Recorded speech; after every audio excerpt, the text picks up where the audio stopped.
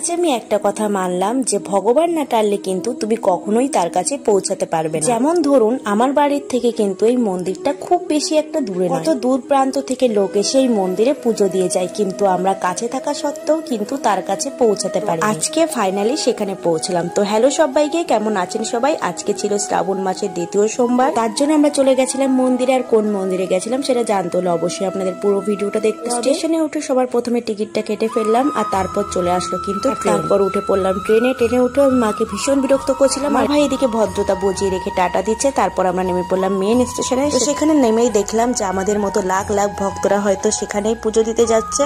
Station থেকে আমরা নেমেই উঠে পড়লাম অটোতে। এই মন্দিরে যেতে আপনার অটোতে প্রায় 1 ঘন্টা 10 মিনিট টাইম লাগবে। আর আজকের ওয়েদারটাও ছিল বেশ দারুণ। অটো থেকে আমরা নেমে উঠে পড়লাম নৌকায়। আসলে এই মন্দিরটায় যেতে মাঝখানে একটা ঝিল থাকে, ঝিলটা পার হওয়ার জন্য নৌকার সাহায্য নিতে হয়। আর মাঝখানে একটা বাঁশের ব্রিজও আছে।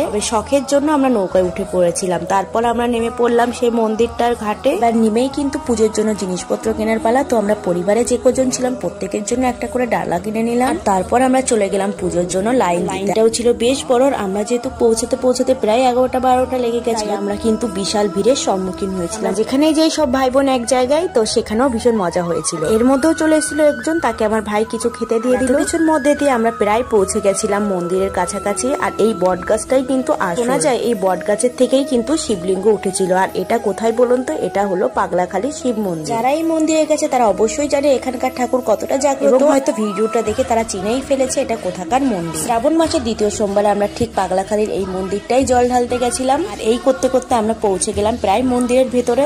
এই হচ্ছে সেই শিবলিঙ্গ যেখানে সবাই জল ঢালে। তো ভিড়, তো আমি এইটুকুই ভিডিও করতে পেরেছিলাম, সেটাই আপনাদের সাথে শেয়ার করছি। এখানে 3 থেকে 4টে পরপর শিবলিঙ্গ আর মূর্তি থাকে, সবকটাতেই কিন্তু জল ঢালতে হয়। তারপর আমি গাছে ঢিল বেঁধে একটু মানসিক করে নিলাম।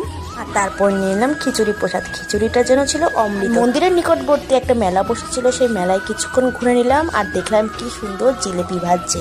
আর তারপর মেলা থেকে কিনে নিলাম একটা ডুগডুগি। এত কিছু করে তারপর রওনা দিলাম বাড়ির দিকে। আর এদিকে আমার দাদা এসেছিল গাড়ি নিয়ে, তো গাড়ি নিয়েই এই ব্রিজটা পার হয়ে গেল। যাওয়ার সময় আমরা যেহেতু নৌকায় গেছিলাম, আসার সময় আসলাম এই ব্রিজটা দিয়ে। যে থেকে ঝিলটাকে এত সুন্দর লাগছিল তা আর বলার মতো না। আর এই ব্রিজটা পুরোটাই কিন্তু ছিল বাঁশের তৈরিতে। আর চারিদিকের ওয়েদারটা ছিল খুব সুন্দর। এখানকার প্রাকৃতিক সৌন্দর্য যেন মনোমুগ্ধকর। যারা এখানে এসেছে তারাই হয়তো এই জায়গাটার মাধুর্য বুঝতে পারবে। এর মধ্যেই বিলে টুপটুপ করে বৃষ্টি পড়ছিল। আর দূর থেকে মন্দিরটাকে দেখে এত কষ্ট হচ্ছিল বাড়ি ফেরার পথে, এটা ভাষায় প্রকাশ করার মতো না। তাজপার হয়ে তারপর আমরা আবার উঠে পড়লাম অটোতে। এইভাবেই আমরা একই পদ্ধতিতে বাড়ি চলে আসলাম। আজকে যদি আপনাদের আমাদের এই ভিডিওটা ভালো লেগে থাকে অবশ্যই চ্যানেলটাকে সাবস্ক্রাইব করবেন। ফেসবুক থেকে দেখলে ফলো করে দেবেন। এখানে কে কে পুজো দিতে গেছেন অবশ্যই কমেন্টে জানাবেন।